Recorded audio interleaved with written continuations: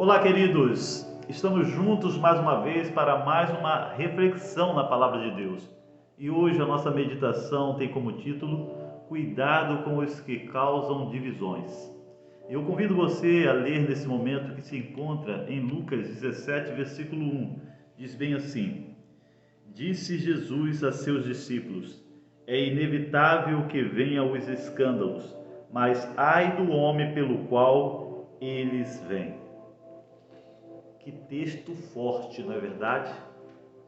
O texto bíblico diz que é inevitável que venham os escândalos. Os escândalos virão certamente, mas ai do homem pelo qual ele vem. Olha o que diz o verso 2: Melhor fora que se lhe pendurasse ao pescoço uma pedra de moinho e fosse atirado no mar, do que fazer tropeçar um destes pequeninos.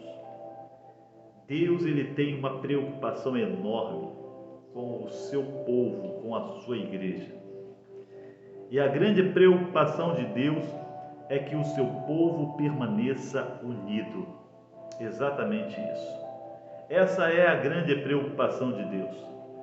Esse foi o motivo pelo qual Jesus orou. Você sabia que Jesus orou por você?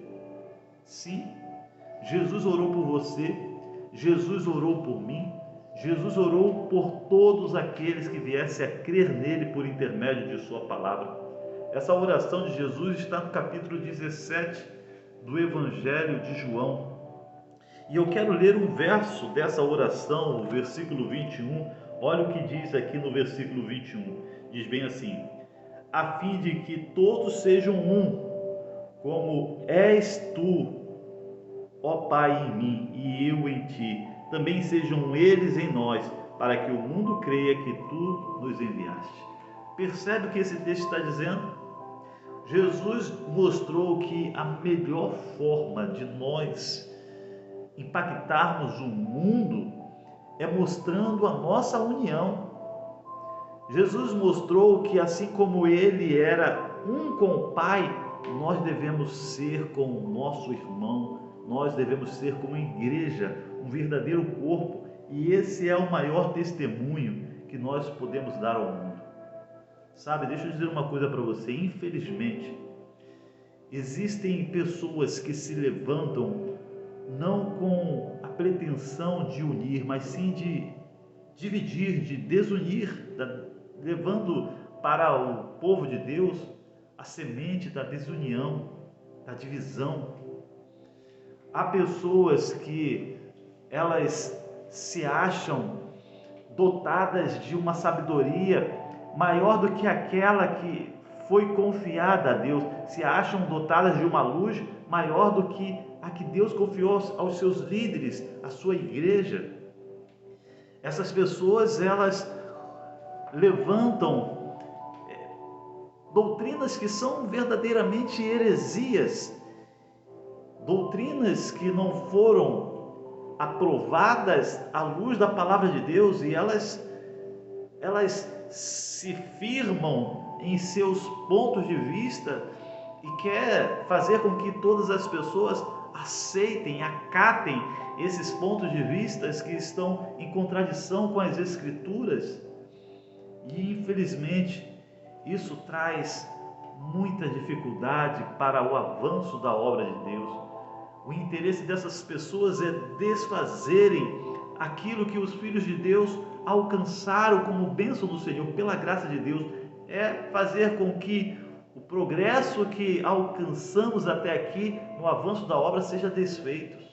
E muitas heresias são levantadas. Hoje, atualmente, quantos grupos se levantam? Exatamente, se levantam contra a obra do Senhor, trazendo pontos de vistas que contradiz as doutrinas, como com relação à natureza de Cristo, a pessoa do Espírito Santo, a santificação, as profecias. Sabe, deixa eu dizer uma coisa para você: sempre houve grupos assim, sempre houve grupos que causam divisões entre os filhos de Deus. Mas o texto que nós acabamos de ler mostra que essas pessoas são vistas aos olhos de Deus de uma forma reprovada. Aquelas pessoas que buscam ser odiadas pelo mundo. Deixa eu dizer uma coisa para você. Nós devemos buscar realmente, queridos, amar a Cristo e amar as pessoas. Nós devemos viver de tal forma que o mundo, eles olhem para nós e desejem ser parte de nosso povo. Não devemos buscar o ódio. Se as pessoas te odiar por você ser cristão, por você viver o amor de Cristo, tudo bem, sem problema algum. Mas se você buscar o ódio das pessoas por meio de disputar a verdade com os seus vizinhos, usando a palavra de Deus para contenda, para disputa, por meio de apresentar uma vida cristã enfadonha, pesada, quem sabe por meio do sábado, quem sabe você apresenta isso como uma dificuldade, uma desgraça para as pessoas, sabe, dificultando o relacionamento.